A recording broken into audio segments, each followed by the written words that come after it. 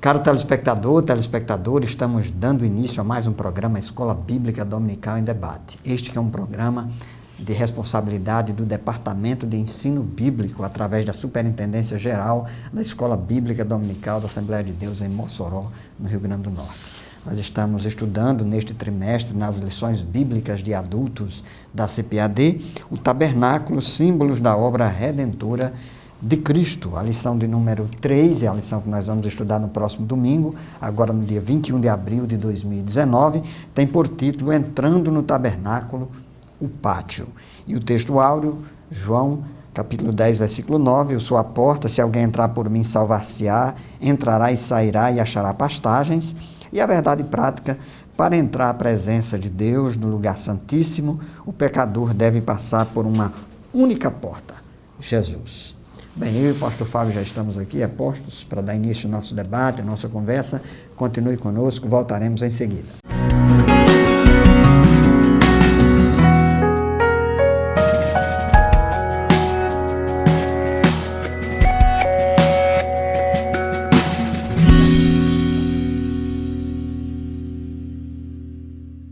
Amados telespectadores do programa EBD em Debate, estamos aqui para estudar com vocês mais uma lição deste segundo trimestre do ano de 2019. Hoje a lição de número 3, Entrando no Tabernáculo, o Pátio. Estudamos na lição anterior a respeito da construção do tabernáculo, os artesãos do tabernáculo, os materiais que foram utilizados na construção e agora na lição de número 3 em diante, uma vez o tabernáculo estando pronto, uma vez o tabernáculo estando construído, nós vamos estudar a partir de agora, nessas lições, cada parte do tabernáculo, começando da parte mais externa, depois até a parte mais interna. Vamos estudar vários móveis que compunham o tabernáculo e assim a gente vai aprendendo quais são as lições que devemos retirar desse ensinamento. Um conselho que a gente dá aos professores da Escola Bíblica Dominical é que pesquisem na internet figuras, imagens, vídeos, ilustrações a respeito do tabernáculo e a respeito de cada móvel do tabernáculo para poder mostrar aos alunos. Durante todo este trimestre, essas lições, para serem melhores compreendidas, elas precisam ser acompanhadas, a exposição das lições serem acompanhadas de imagens para ajudar no entendimento, na visualização pelo aluno de como era a questão do tabernáculo, né? E aprendemos já que o tabernáculo foi idealizado por Deus, foi um projeto de Deus, porque Ele queria, né, tabernacular com os homens, Ele queria habitar com os homens, Ele queria estar presente de uma forma mais chegada, mais próxima do homem. Então, Deus orientou Moisés para que construísse o tabernáculo em um local que representasse o centro do acampamento. O tabernáculo tinha que ficar no centro do acampamento, e nós vamos ver daqui a pouco, né, no tópico 1.3, ao redor do pátio do tabernáculo, quais eram as tribos que deveriam ficar em cada lado do tabernáculo. Então, quando Moisés distribuiu as tribos em torno do pátio do tabernáculo, estava revelado nesse ato um senso de organização divina. O pátio do tabernáculo ficava no centro de todas as tribos de Israel e era o símbolo de que Deus estaria no meio do seu povo. É interessante a gente perceber e notar o seguinte, o tabernáculo propriamente dito é a parte interna que ficava dentro do pátio, que tinha cortinas não somente embaixo, mas também em cima, que era totalmente coberta por cortinas, onde ficava o lugar santo e depois o santo dos santos. Mas o pátio tinha uma divisória que separava o pátio do acampamento dos israelitas. Então existia uma espécie de cerca, essa cerca era de tecido e era num formato retangular, de aproximadamente 50 metros de comprimento por 25 metros de largura, conforme o côvado que se toma para ter a medida, né? Então, o comprimento era o dobro da largura, no formato retangular, e era cercado, né? Esse pátio, né? Era cercado por materiais de tecido, as colunas de bronze, e que fazia aquela separação. Então, o tópico 1.1, as montagens provisórias do tabernáculo. É importante também que a gente entenda que o tabernáculo ele era um templo móvel. Ele era um lugar de adoração, um lugar de culto, um lugar de sacrifício, tudo era centralizado ali no tabernáculo. As pessoas não podiam oferecer sacrifício e fazer culto em outros locais, tinha que ser no local determinado, que era lá no tabernáculo. Mas o povo de Israel estava numa jornada, numa caminhada no deserto, e eles passaram 40 anos caminhando no deserto. E quando Deus é quem dava a ordem do momento de partir, do momento de montar o acampamento. Então esse tabernáculo era esse templo móvel que era desmontado quando os israelitas iam sair para a próxima caminhada, para a próxima jornada.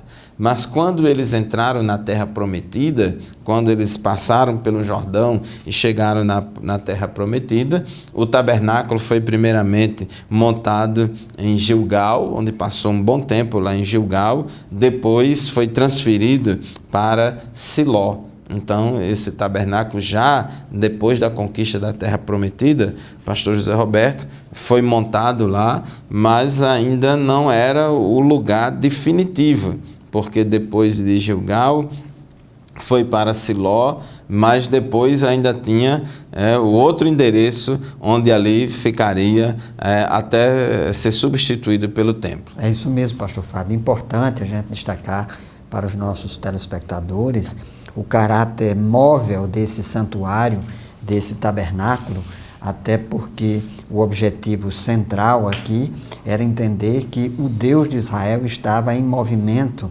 e acompanhando o seu povo ao longo daquela peregrinação pelo deserto. Então, para onde o povo era direcionado por Deus e para onde o povo seguia, também aquele tabernáculo era montado, era desmontado e depois montado, dependendo do acampamento. E o versículo-chave aqui desse texto, e a gente já estudou em uma das lições anteriores, é Êxodo capítulo 25 e 8, no qual está escrito: e me fará um santuário e habitarei no meio deles. Está lá em Êxodo 25 e 8. De fato, a vontade de Deus foi sempre habitar no meio do seu povo.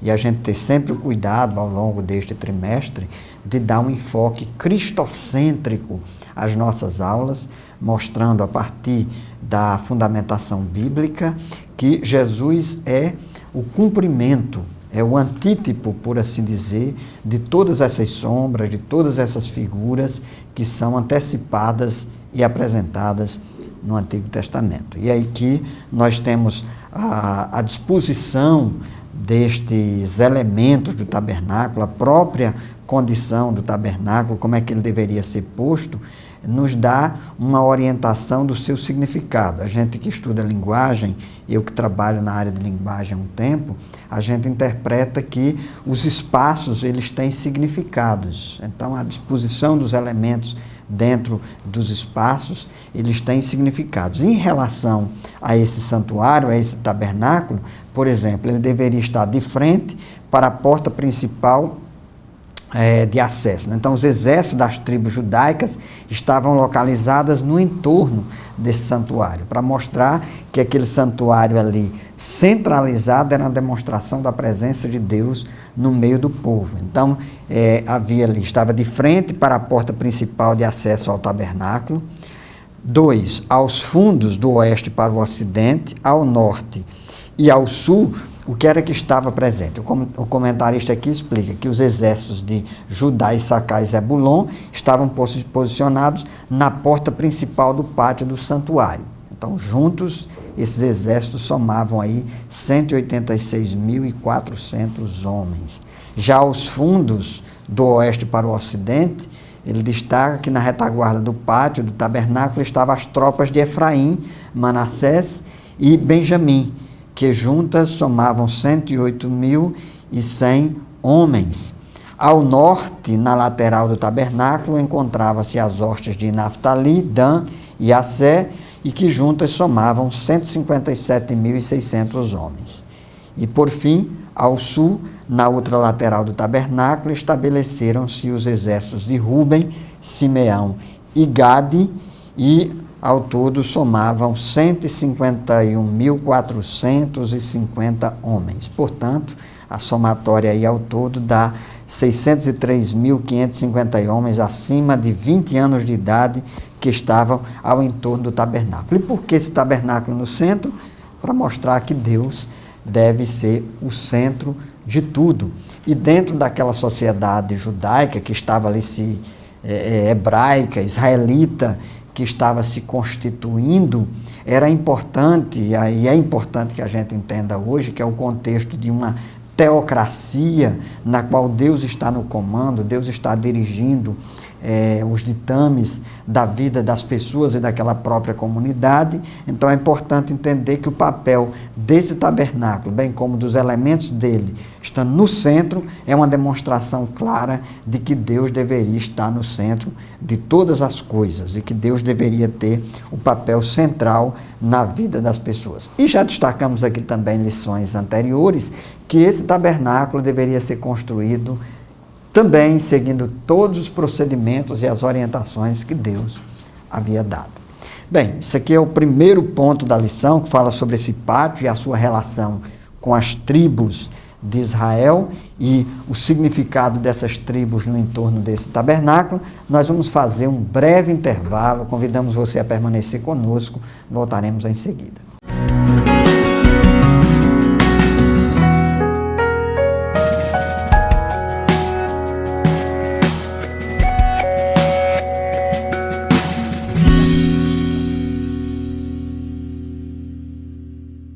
Queridos telespectadores do programa Escola Bíblica Dominical em Debate, estamos de volta para continuar o estudo da nossa lição de hoje, a lição de número 3, entrando no tabernáculo, o pátio. Então nós já vimos aqui no tópico anterior que o tabernáculo era aquele templo móvel no qual, onde Deus habitava, onde Deus manifestava a sua presença de uma forma muitas vezes visível ao povo de Israel, manifestava a sua glória, a sua Shekinah. Inclusive quando na época da construção do templo, porque o tabernáculo era aquele templo móvel que acompanhou os israelitas durante os 40 anos no deserto. Depois que chegou na terra prometida, foi armado o tabernáculo em Gilgal, depois em Siló, e na época de Davi e Salomão, Salomão construiu o templo, que a planta do templo reflete a planta do tabernáculo. Então, o templo lá em Jerusalém, já num local físico, já na construção definitiva, com materiais definitivos, usando pedras e tantos outros materiais de construção da época, já não era mais de cortinas. Porém, os móveis que tinha no tabernáculo também tinha no templo. Então, tinha o pátio, tinha o altar do holocausto, tinha a pia de bronze, tinha o lugar santo, os santos dos santos, etc. E quando Salomão inaugurou o templo ali em Jerusalém, diz o texto de 1º livro dos Reis, capítulo 8, versículos 10 e 11, quando os sacerdotes se retiraram do lugar santo, uma nuvem encheu o templo do Senhor, de forma que os sacerdotes não podiam desempenhar o seu serviço, pois a glória do Senhor encheu o seu templo. Então, era uma manifestação visível, aquela nuvem, né, enchendo todo o lugar santo, todo o tabernáculo, era uma manifestação visível da presença de Deus no meio do seu povo. Então, isso é importante a gente entender. Em relação à igreja, a Bíblia diz, por exemplo, lá em Apocalipse, no capítulo 1, no versículo 13, a respeito de Jesus, né, ele está no meio dos 7 castiçais de ouro. Né, os castiçais aqui em Apocalipse, capítulo 1, capítulo 2, simboliza as igrejas. Né, então diz no versículo 13, e entre os candelabros alguém semelhante a um filho do homem, com uma veste que chegava aos seus pés e um cinturão de ouro ao redor do seu peito. Aqui chama-nos a atenção de que Jesus ele habita no meio da sua igreja. Ele passeia no meio dos candelabros, dos castiçais. O candelabro, o castiçal aqui simboliza a igreja do Senhor. Então Deus habita no meio do seu povo, Deus habita na nossa vida. E os templos que existem hoje em dia, os templos usados pelas igrejas, nas suas mais diferentes formas, diferentes tipos de arquitetura, conforme o gosto de cada igreja, de cada um, Deus só habita lá se o povo de Deus estiver lá. O compromisso de Deus hoje em dia não é com o templo físico, mas é conosco, que nós somos templo, morada do Espírito Santo. O Espírito Santo habita em cada um de nós individualmente e habita também entre nós coletivamente. Muito bem, esse tabernáculo ali no deserto, que Deus mandou Moisés construir, ele era separado do povo, ele era separado do acampamento das demais tribos por uma cerca.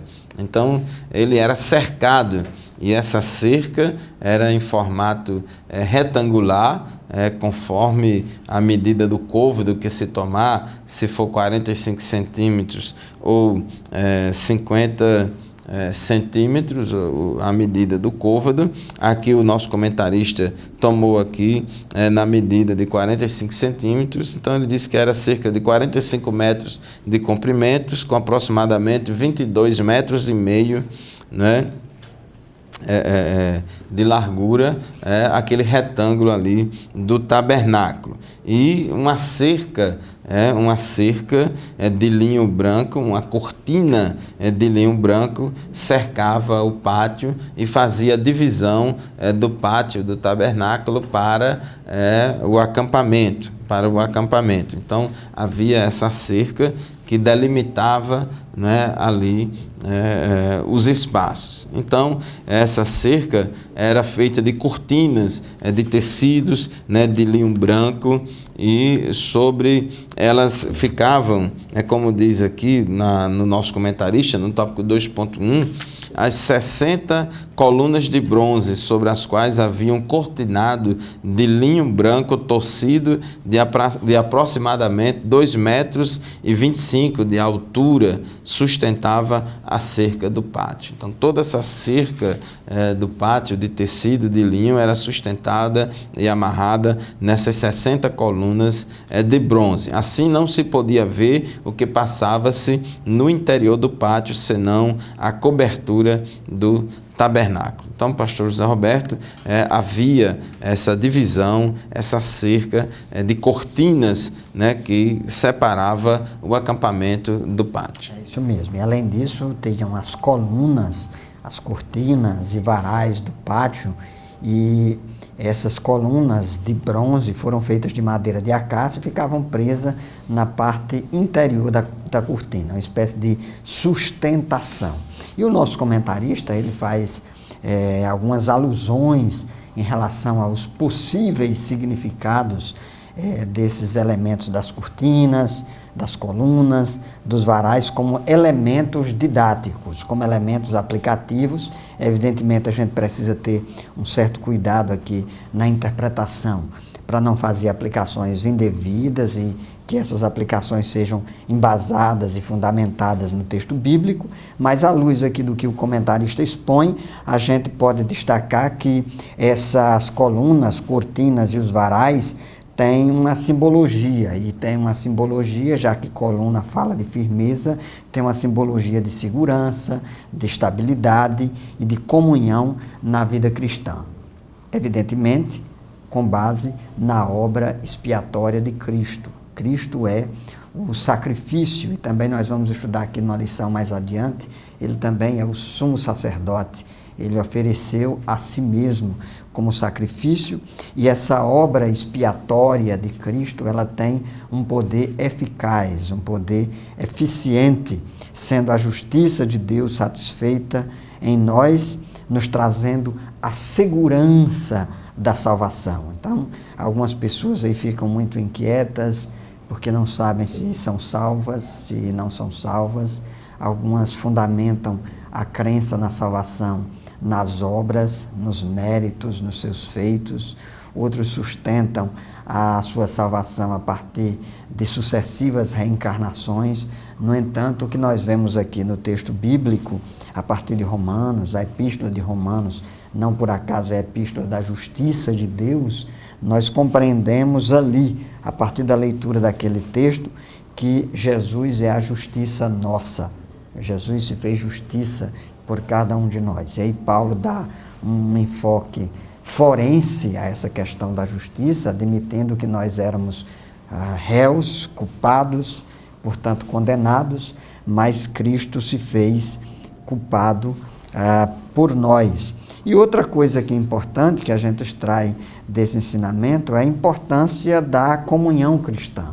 Nós, os crentes, somos chamados para a koinonia, e a palavra koinonia no grego dessa ideia de partilha, de viver juntos, de chorar com os que choram, se alegrar com os que se alegram, a questão das cortinas e varais do tabernáculo, e essa obra expiatória de Cristo que nos traz segurança e estabilidade em relação à salvação. Então, pastor Fábio, é importante a gente entender esse aspecto da justificação, esse aspecto que nós vamos estudar aí mais adiante, da santificação, e entender que essa segurança nos é trazida através do sacrifício de Jesus. Isso mesmo, as colunas, né, daquela ideia de firmeza, e em relação, já que estamos estudando aqui o tabernáculo, e em relação a Cristo, a questão da obra expiatória de Jesus, é muito importante a gente enfatizar essa questão da segurança, da estabilidade, da comunhão da vida cristã, porque muitos crentes ficam com dúvida, achando se estão salvos, se não estão salvos. Acorda hoje, estou salvo. Quando é de tarde, eu acho que eu não estou mais salvo. De noite, eu tenho certeza que não estou salvo. Então, não é assim. A gente não perde a salvação por qualquer coisa. A gente não perde a salvação toda hora. Então, a gente precisa entender que agora nenhuma condenação há para os que estão em Cristo Jesus, que não andam segundo a carne, mas segundo o Espírito. Então Deus nos dá essa convicção, o Espírito Santo, ele testifica com o nosso espírito que somos filhos de Deus, e se pecarmos, temos um advogado perante o Pai, Jesus Cristo, o justo. Então, professor José Roberto, a nossa salvação não é baseada em méritos próprios, mas nos méritos de Cristo, no sangue de Jesus. Por isso que temos a convicção e a firmeza, assim como aquelas colunas da cerca ali do pátio dava firmeza, também a obra de Cristo na cruz do Calvário também nos dá firmeza da nossa salvação. É isso mesmo. Vamos para um breve intervalo, voltaremos em seguida.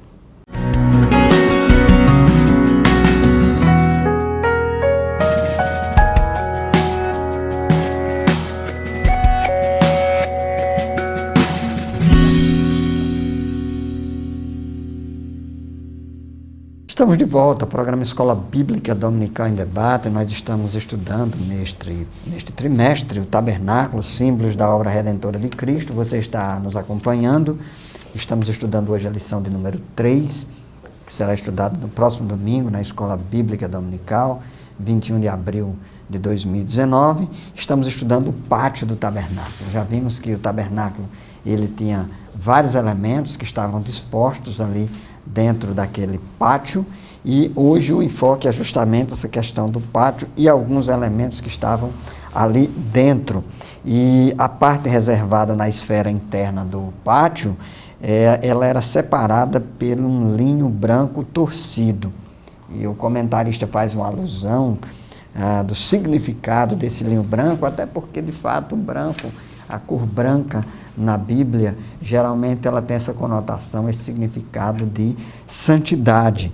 Então, para que as pessoas entendessem ali, os israelitas, aquele branco ali apontava para a santidade de Deus, que Deus é santo, que Deus não tem pecados e que o povo também deveria se portar com santidade na presença de Deus. Então, o pátio do tabernáculo revelava que o pecador não tinha acesso ao Deus Santo, senão por meio do sacerdócio. Nós vamos estudar aqui numa lição mais adiante, a gente não vai adiantar muito, antecipar muito agora, mas o acesso a Deus, o acesso à divindade dentro dessa religiosidade ou dessas práticas religiosas, elas eram intermediadas pelos sacerdotes. Isso era uma demonstração de que o povo não poderia ter franco acesso à presença de Deus, o que nós hoje temos essa oportunidade graças ao sacrifício de Jesus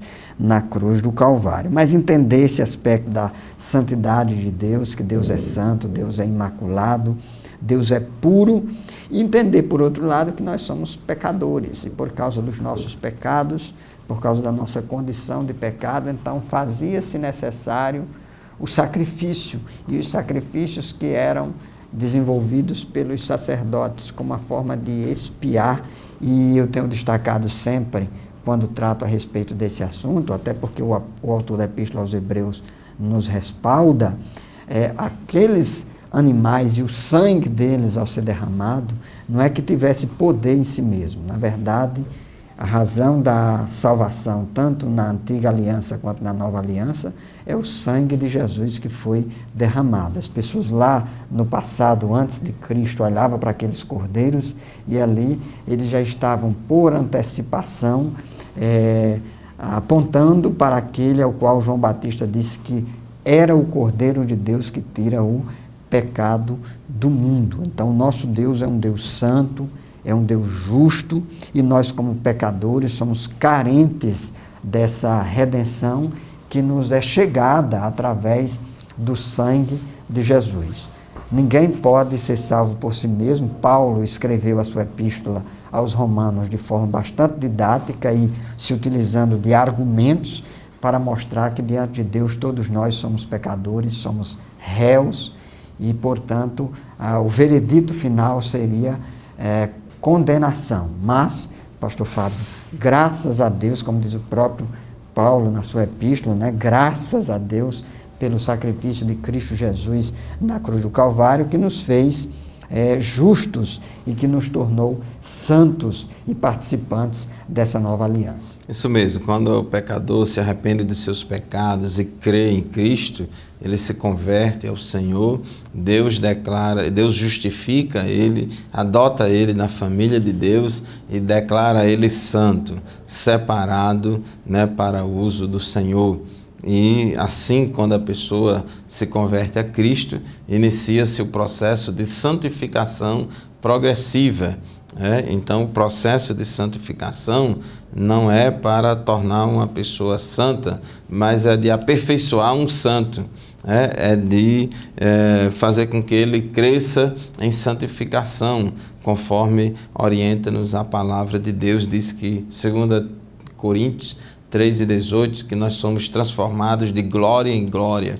Então, o processo de santificação é como que um joalheiro, ele pega uma pedra preciosa, uma pedra bruta, e vai lapidando ela, lapidando, tirando as impurezas e fazendo com que ela brilhe cada vez mais. Isso ilustra muito bem o processo de santificação que Deus, através do Espírito Santo, opera na nossa vida. Então, essa cerca de linho branco O pátio ele era cercado com essa cerca de tecido de linho branco, e essas vestes brancas, esse tecido branco lembra das vestes brancas de que a Bíblia fala, lembra da santificação, que é um processo que o Espírito Santo, aquele que começou boa obra em nós, vai continuar trabalhando na nossa vida, vai continuar executando isso, porque sozinhos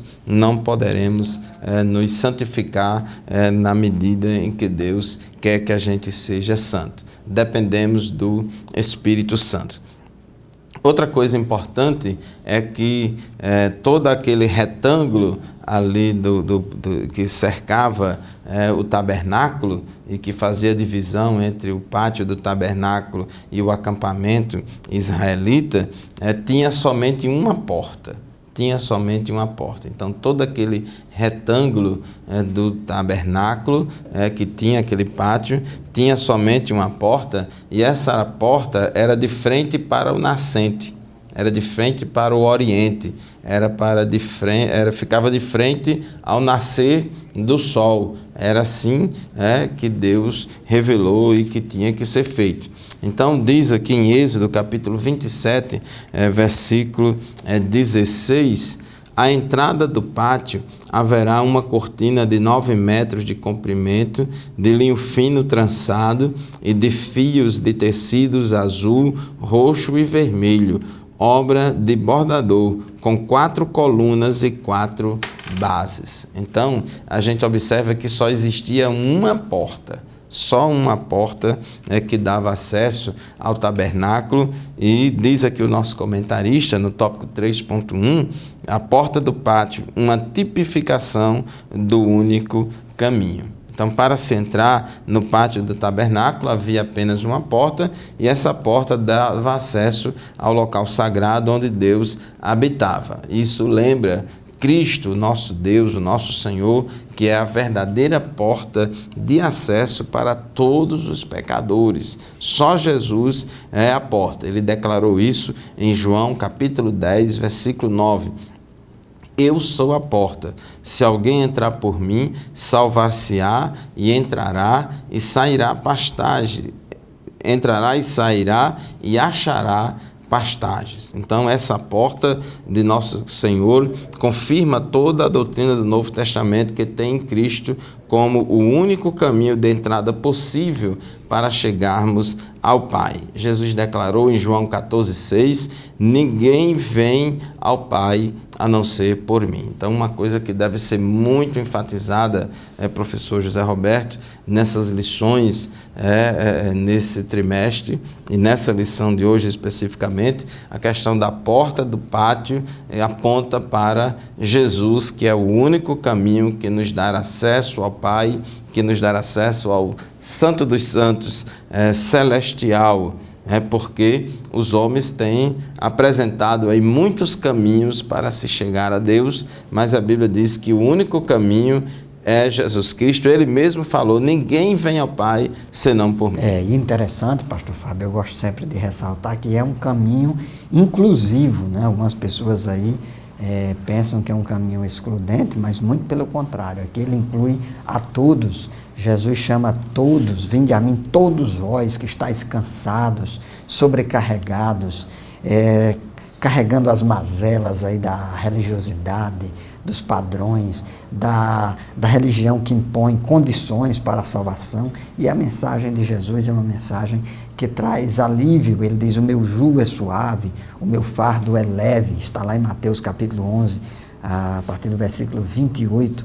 Então Jesus é o caminho, e ele diz, ninguém vem ao Pai senão por mim. João capítulo 14, versículo 6. Ele é a porta. O apóstolo Pedro, no seu sermão, lá do Atos capítulo 4, lá em Jerusalém, ele diz que Deus colocou Jesus como único mediador entre Deus e os homens. Então é importante que a gente entenda esse caráter do nosso Senhor Jesus, trazendo uma mensagem de salvação, trazendo uma mensagem de vida eterna, trazendo uma mensagem de acolhimento, trazendo uma mensagem de perdão, trazendo uma mensagem de misericórdia e, sobretudo, uma mensagem de graça aos pecadores, as pessoas que definitivamente não merecem, mas mesmo assim são alcançadas pela justiça e pela graça maravilhosa do Senhor nosso Deus. Vamos concluir mais um bloco, voltaremos em seguida para o último bloco do nosso programa e para a conclusão do nosso programa.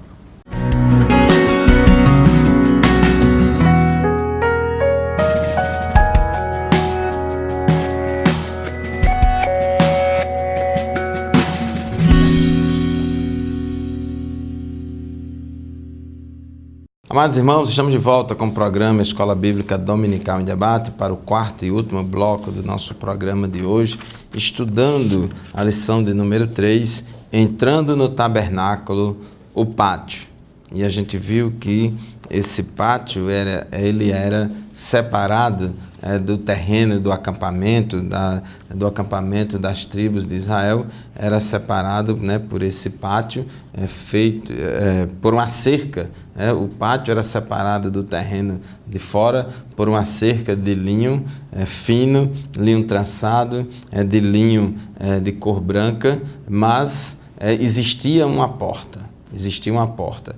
Na parte que era de frente para o nascente do sol, havia uma porta, e essa porta não era de madeira, não era de ferro, também era de cortinas de linho, conforme a gente já leu aqui em Êxodo 27:16, também era de cortina de linhos, e essa única porta, ela nos faz lembrar que Jesus é o único caminho que leva o homem a Deus. Apóstolo Pedro, em Atos 4:12, diz que em nenhum outro há salvação, porque debaixo do céu em nenhum outro nome há dado entre os homens pelo qual devamos ser salvos. Paulo disse em Efésios 2:18 que ele é o novo e vivo caminho, que nos leva a Deus. E em Êxodo 27:16, eu vou ler novamente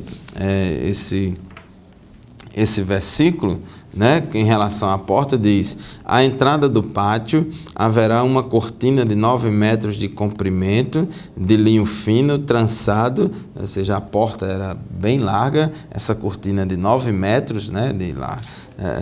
O tamanho dela não era de altura, era o comprimento no sentido horizontal, de linho fino, trançado, e de fios de tecido azul, roxo e vermelho, e vermelho, obra de bordador, com 4 colunas e 4 bases. Então existiam 4 colunas e 4 bases que dava sustentação ali às cortinas que formavam as portas. Segundo o nosso comentarista aqui, Elienay Cabral, ele diz que essas 4 colunas e suas respectivas bases, elas se constituem numa tipificação do Evangelho, tipifica os 4 evangelhos. Segundo o comentarista, ele diz que essas bases e colunas sustentavam a porta principal do pátio. Esse fato nos faz rememorar os 4 evangelhos, Mateus, Marcos, Lucas e João. É verdade que a Bíblia não diz que essas 4 colunas simbolizam os 4 evangelhos. A Bíblia não diz isso. Porém, o comentarista aqui diz que isso nos faz lembrar, já que